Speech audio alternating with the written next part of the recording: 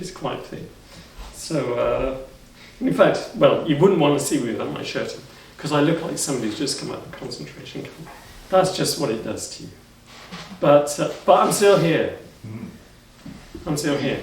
So, anyway, talking about cancer. How can you make talking about cancer inspiration? That's a real tough one. But of course, it's not that. It's the reaction you get from the ones you love, and things that just happen. So, did the slides work? Slides haven't worked. Never mind all that preparation. I was going to tell you all about a tree. In fact, I'll still tell you all about a tree. The tree, I don't know if you know the road, if you're travelling north from here, if you ever do that, and you go up the Foss Way, there's a turn off to an old Roman villa. I think it's at Yamworth or something like that. And there's a special tree there. It's actually, because we've been coming either here or Cleeve House for years, and when the kids were very young, we still don't know what kind of tree it is actually, but we always called it, we named it the perfect tree, because it has perfect symmetry. And it's very unusual. I mean, trees, they sort of grow as they will all over the place. But this tree is really something special, and we always thought, that's an incredible tree. And for years, we just called it the, what did I just call it? The perfect tree.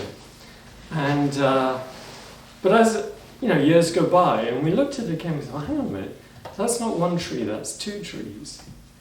And years have gone by even more, and it's very clear now, if you look from the side, if you look from the front, it looks like one tree. We look from the side, it's two trees. Well, we thought it's two trees. And then I thought about, well, that's incredible, because that's like, two beings come together in marriage to create perfect symmetry, right? So two halves come together to make something much bigger. And so I went up with Fran on Thursday. It was the last really beautiful day we had. And we took some photographs of it. And I took a close-up, but I could say, hang on, it's not two trees at all, it's one tree. And it starts off as one.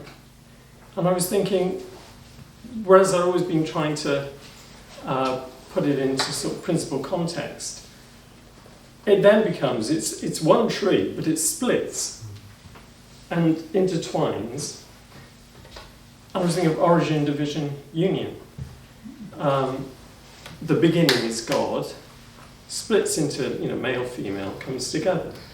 And what they do is they support each other, they share the same environment, and they create this thing of beauty.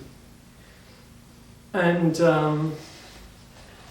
which is a way of talking about the first miracle that I've experienced. But it's not just from having cancer, I've known this all our married life, and that's that lady sitting over there. Can you give a round of applause?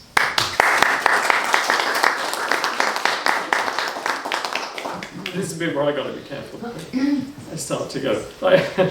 I saw my wife putting more and more handkerchiefs in my jacket as I was sitting down there, because I probably need every one of them. But she has kept me going. I mean, if it was me, I wouldn't be here. I mean, frankly, I couldn't be bothered with the pill regime, jabs, all the things that she does. She's had to take over more and more as well. I mean, at every step of the way. I mean, she's my full-time carer. She's stopped everything else she was doing. And there's a lot of stuff you've got to do just to get through every day, like hundreds of pills and jabs. And then when she's not doing that, hi, welcome. Oh, that's nice. The place is filling up.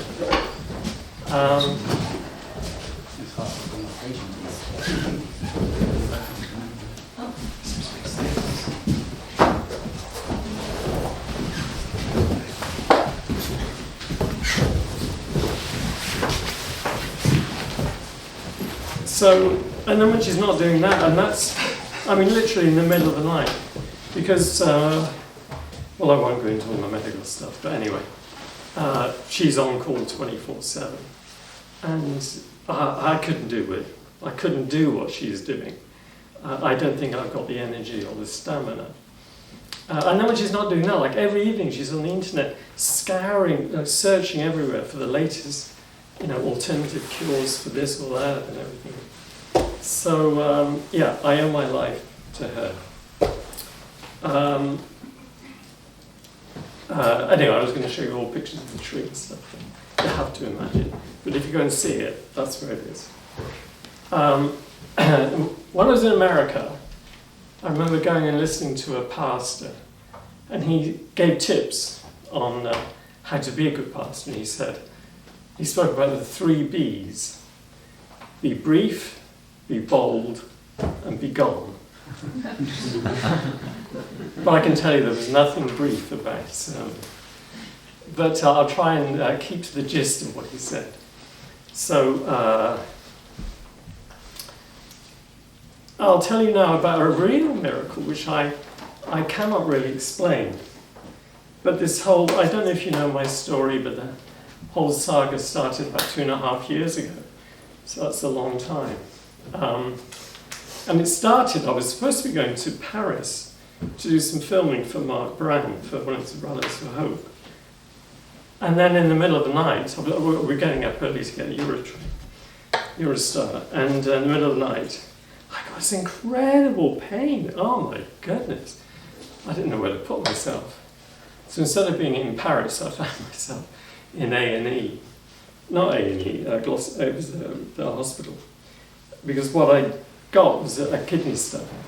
Anybody had a kidney stone? You know it if you've had it. They say it's the closest men ever come to childbirth.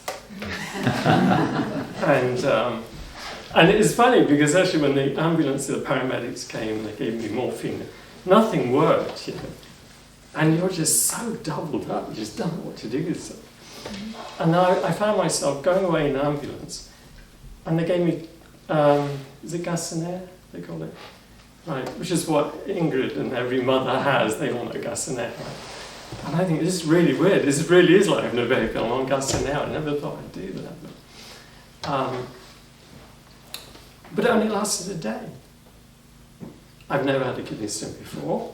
I've never had a kidney stone since. Why the heck did I get this kidney stone?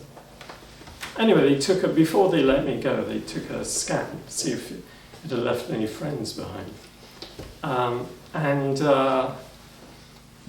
I got a call a week later, it's the call everyone dreads, to say, very pleased, we didn't find any kidney stones, but unfortunately, we did find a tumour, in your pancreas. Now that's one of the worst places to get a tumour because nobody knows about it until it's too late. Because it's sort of it's hidden. You don't usually get symptoms until it's really late. So they said to me, well, one consultant said, that's the luckiest kidney stone anybody ever had. And another one said it's a blessing in disguise because the tumour was tiny. And I should have been for an in and out. So that was November 2020. I was scheduled for an op January 12th, 21. This is a bold bit. This is where I'm going to be bold. Because it's never a good time to get a tumour. But the very worst time in recent years is to get it during lockdown. Because this government decided to cancel basically all surgery. They said they wanted to keep the beds. Well, I was told they couldn't guarantee there would be a bed free from an ICU bed. It's a special intensive care. And I remember ringing out and saying, I'm not very happy about this. And because, for them, it was an administrative thing. Oh, we're just going to delay everything, delay cancer surgery. But it's life and death, right? Time is critical with tumours. So they couldn't really grasp it. And they said, well, we know surgery is plan A, but was the gold star. But, we've had good results with chemo. I even had the head of the head oncologist for middle of England, certainly, but a major chunk of this country. And he rang me up and he said, oh, yeah, we've had great results with chemo. So, have 3 months of chemo. By then we should be out of lockdown, and you'll get your operation. My sister had actually offered, and this is the, we talk about lockdown. Oh yeah, everybody says, yeah, all hospitals have lockdown because we're going to have this onslaught of COVID cases. They never shut down the private hospitals. Why do you think that was? Mm-hmm. So they'd have somewhere to go to.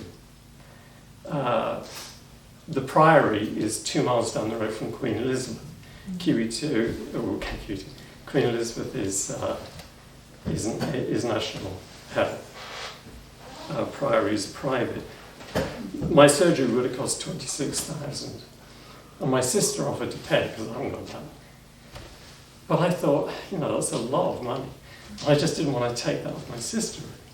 And this top consultant says to me, oh yeah, you could have even better results because we can reduce it. But reduce it from what? It's tiny anyway. So I took the doctor's advice. I didn't get my operation for 6.5 months. I did have chemo. It did nothing. When they took a scan afterwards, it had grown and got smaller. It was already small. And they told me, oh yeah, you might lose half your pancreas. You might become a diabetic.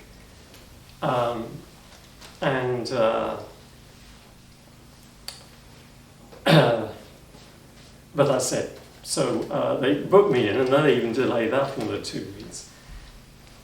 So I really didn't know what to expect. I can tell you, I never worried, never lost a night's sleep, because I always thought, well, I'm going to get better, I'm going to operate the chemo, it's all going to be fine. I got advance warning. But I had the surgery, I woke up next day, I had a 10-hour operation, and there's a surgeon, a very nice Spanish chap who'd operated on me. He looked so worried. And I thought, he's got his hand on my arm. Mr. Davies, I am so sorry. And I thought, oh God. And I said, am I going to die? He said, no, you're not going to die. And then I said, did you get the cancer? He said, yeah, we got the cancer. So I was thinking, well, that's pretty good. Why is he so worried?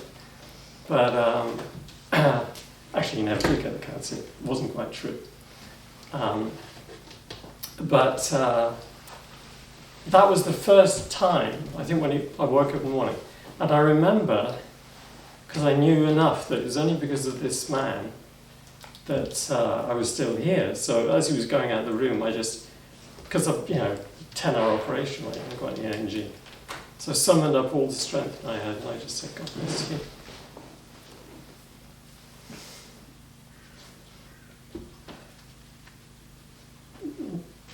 Anyway, but it was the first time I realised the enormity of the situation. And then they told me, oh, by the way, you're type 1 diabetic. And they're explaining to me this new regime, rules and jabs.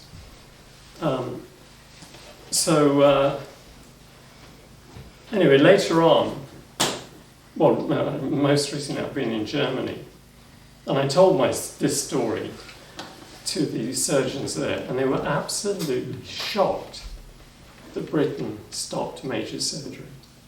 They didn't. Only minor. Same in America, minor surgery. So our wonderful government I think, are mass murderers, because conscious decision that they were going to do this, and I am one of, well, this Valence, you know, Professor Valence, he said at the beginning that lockdown could result in 200,000 excess deaths, nothing to do with COVID. And it did. So I'm still here. I'm lucky. There's lots of people who are dead or dying, and their names will never be known. And it's a result of government decision. So that's the bold bit. I've been bold. I'll stay off the politics. Now, miracles. Now, God. Miracle was I survived. I survived the operation.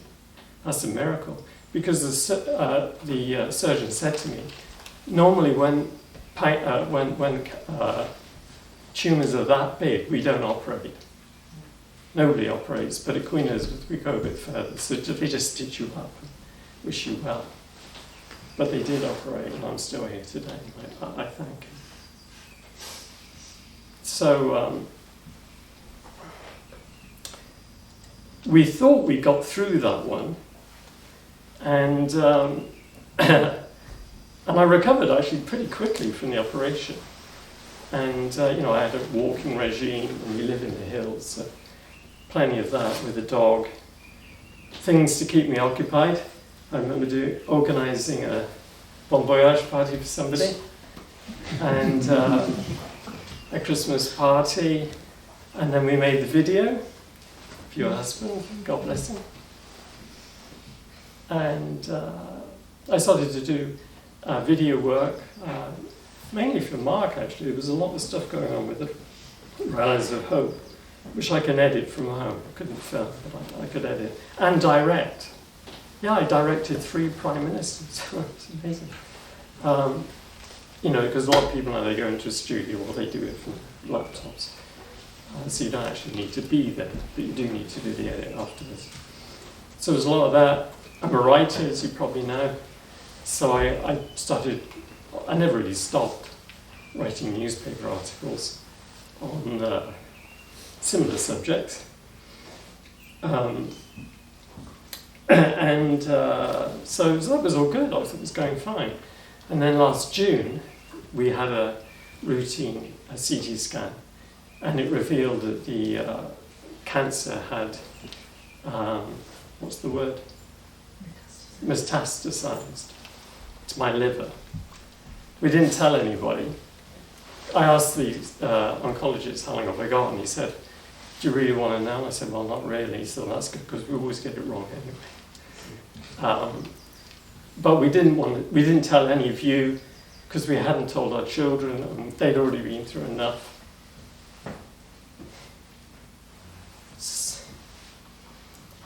Anyway, sorry, I'll come to the next miracle. Is as a writer, I've been very inspired by a chap called Dr. Sam White. He was a brave doctor at the very beginning of COVID. He spoke out against the jab, and he made a video, and he said, in all consciousness, you know, I cannot support this jab because it hasn't been tested enough.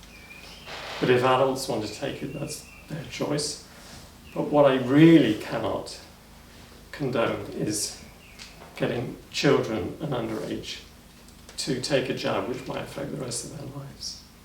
For that, and he made a YouTube video, and he got suspended as a doctor by the General Medical Council, who took him to court, big court case, and I was writing about him a lot in America, and he tells me I made him famous in America. Because and I know him, he calls me a close friend, and he's a really, really righteous, brave young doctor who lost his job. But anyway, he appealed, and he eventually won the appeal. But he didn't go back into the NHS. Started trying to do his own holistic medicine. And they've now come back at him, and they've annulled the, not only have they annulled the appeal, they said it never happened. It's not on the legal record. That's our legal system. And they opened up the floodgates of charges they want to bring against him. But anyway, he's been a good friend, and he's introduced me to lots of other people. I got into writing because actually the video work was drying up and it just wasn't paying the bills. So I did it as another income stream. But he introduced me to somebody who's given me a ton of video work. Like, I just had to turn down one job, which breaks my heart, and give it to another producer because I didn't want to let them down. And not only that, he's introduced me to all kinds of alternative things, because the NHS basically gave up on me. Nothing. They said it's in an inoperable area of your liver. We can't touch it. And funnily enough, they said the same to William Haynes about he's got a large lung tumour in an inoperable area, but he was able to go to a higher level and meet a professor who agreed to operate on him. So it all depends who you talk to. But anyway, that's what they said. So once again, Ingrid got on the internet and we've looked up all these different things. But Dr. Sam, and we did, I don't know how many things we did, but it was a lot. And a lot of work for Ingrid because she had to prepare it all. But anyway, Dr. Sam said, oh, no. He said, I know this guy in Germany. He said, there is somebody in England who's doing the same thing. But it's Harley Street and he's very expensive. It would be cheaper for you to go to Bavaria and get treatment with him there. And it was considerably cheaper. Even with the flights and the car hire and accommodation, it was still cheaper. But, and it was in this beautiful, beautiful lake, Bavaria. What's the Tegernsee? Anybody know Germany, Tegernsee? Yeah. Beautiful. You're fantastic. And that was going to be one of the slides. I don't know if you saw. Anyway, it was we were there on Valentine's Day, and it was just perfect. We had the free day to ourselves. We got the cable car up to the top of the mountain. Had a lovely lunch to there, and just nice. But that day was as good as it got because I started to develop some symptoms. I didn't even start really on the doctor's treatment, the professor's treatment rather. He did take blood samples. There's a thing called Goldic, where they mix your blood with gold. Gold's been used for healing for like 200 years. It's not a new thing. The problem it did have was sometimes the body would reject it as a foreign body. So what this professor's done is he breaks the gold into nanoparticles and takes your blood, puts in a big centrifuge, big blender, and then puts it back in, so the body accepts it as you. But he took the blood, but before that happened, I developed internal bleeding. Sorry, is this getting a bit heavy? Hopefully the good news is I'm still here. Internal bleeding, and it got so bad there's like black stuff coming out everywhere. And so the only person we knew there was the professor. And he said, you need to go to hospital immediately or you will die. So we went to the local hospital, and that's pretty much what they said. They concurred. And the surgeon, they went endoscopy. They didn't do major surgery. And he said, we're going to try to find the leak, stop the leak. But he said, I have to tell you, there's a good chance you may not come through this operation. So it was very serious. And I was in hospital for 3 days, none of which were insured for. So that's, how much was the bill just for the hospital? Pounds. Yeah, £5,000, which we didn't expect, we weren't insured for. So I was in for 3 days. I just wanted to get home because I could have had another internal bleed. I just want to see the kids. We had to stop the treatment, everything we paid for. That's on top of the 5,000. There's the money we paid to the clinic as well. But we just flew home the next day. And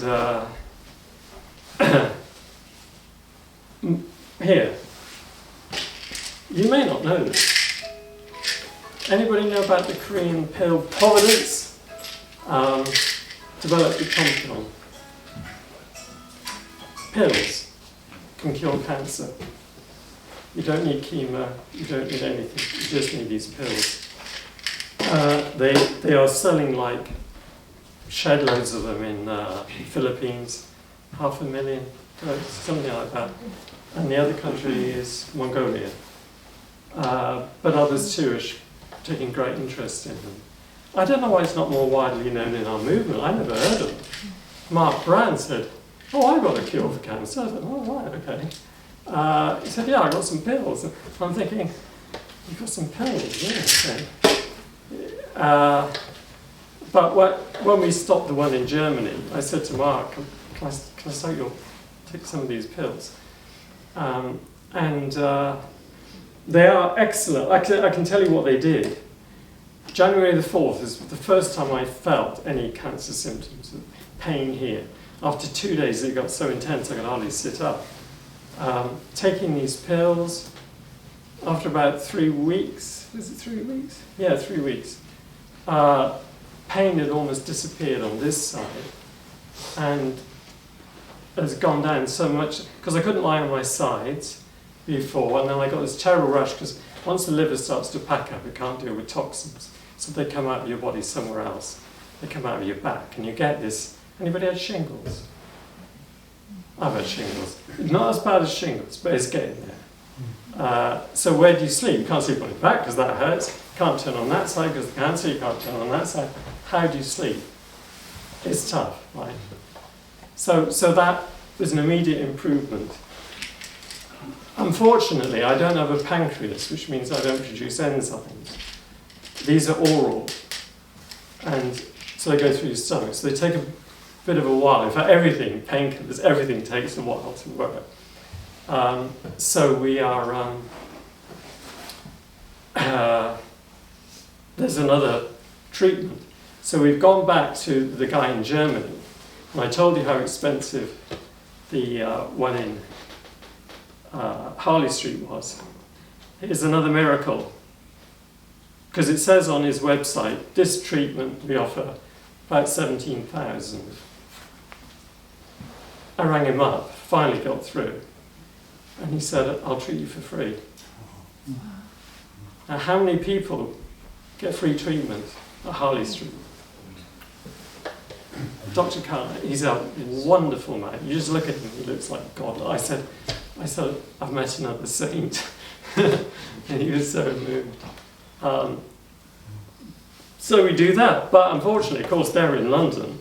We've got to drive down 3 times a week. There's the driver, 600 miles a week she's doing for me. She's made a little bed and mattress in the back of our car so I can try and get some sleep. But here's now a miracle of miracles. Because I said to Mark about this thing, he said, "Well, I can set up a GoFundMe page to try to pay for this. It's not cheap." Maybe that's why we don't talk about it so much on movement. But I'm getting a discount price, but it's still... Members get a discount price, but it's still outrageously expensive. Well, it's expensive. And we've got to pay for the R&D. I mean, who pays for the R&D? So they're about £14 a pill. And I was taking 6 a day, so it adds up. But also, before that, some of my old buddies from UTS got together and they thought, we've got to help Andrew, we'll create a GoFundMe page. Those two, after this near-death experience, I've raised over 12,000. When they said they were going to do it, I thought I might get about 50 quid if I was lucky. So I never dreamt And it doesn't matter whether the donation was, whatever size people gave, it doesn't matter. It's the fact, I know money is so tight at the moment. That floored me. And I'm so grateful. That's another miracle. How many miracles have I told you about today? But not that, just every email, every card I've had, every visit. My goodness, never had so many visitors in my life. Oh yeah, there's two good things cancer is good for. One is your waistline, the other is you get lots of visitors. But I don't recommend it. There's better ways of doing it. So here we are. I'm not over cancer, far from it. Every day is a challenge. But I figure I've got too much to live for. I almost feel guilty because people have invested so much in me. I think I've got to get better. Man, if I just pack up now, wow. I can't do that. So, but behind everything is God, right? Is spirit world. Can you explain how I got that kidney stone?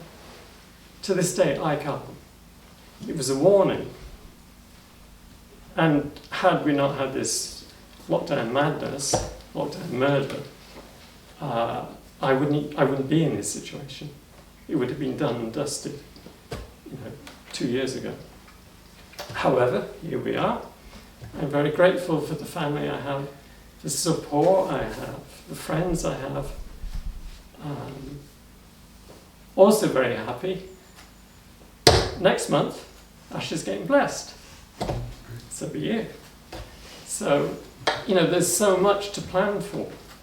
There's my a nephew, Ian, I don't know if you know Diane's son. He's gone a slightly different route. He's already got a family, he's already got a house, he's got a job, he's got everything. And I said to him, he lives in Prague, I said, I'll come to Prague, but it's going to be to your wedding. And he's getting married this summer. So I promised, so it's a promise I got to keep, right? Mm-hmm. So with your help, your prayers, your support, anybody see the video?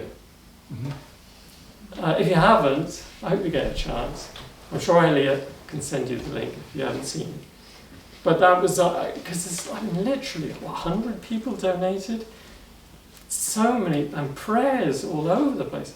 Ashley's mother-in-law-to-be has got her church in Korea praying for me. And they gave a donation. I saw this donation came in for a huge sum of money. And it was anonymous. But I found out it was their congregation. They raised £1,000. So, yeah, God is everywhere. God is there for all of us. I hope, I don't know if Ruby's watching this, but I'm sorry to hear about your situation, Ruby.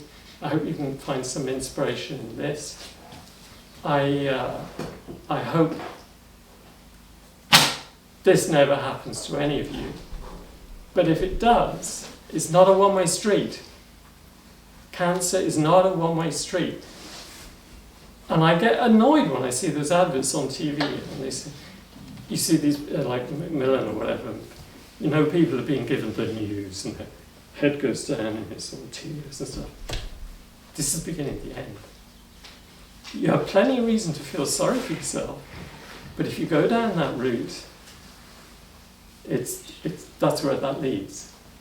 Never feel sorry for yourself. Always look forward, always have plans, always be grateful. And you never know. Was I brief? I was probably like that minister, right? Not brief enough. But anyway, God bless you all. Thank you.